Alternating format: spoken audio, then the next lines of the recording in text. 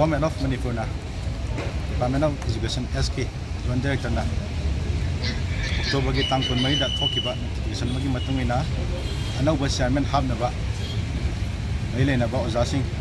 application thadal birakna khang dikima matung ina Federal Student Organization Congress Professor November gi tang tarada atik saba chairman ama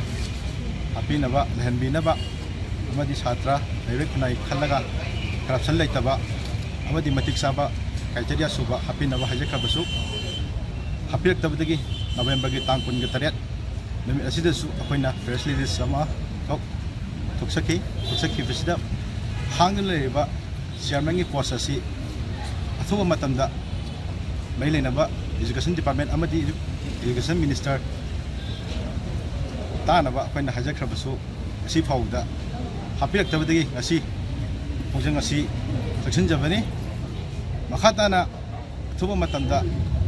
Hapir Tabatagadi, Shidigi and Akan Pungsang Junction Naba Amadi Sam Southern Layer of Seaman Amadi Wayland about to the Kanzari. Say Akway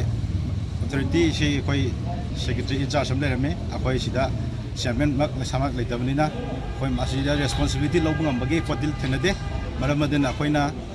Marang dalai ribajing jilai kok foga kau ni sinosin jaga tok Germany adu kau si naraga sedih.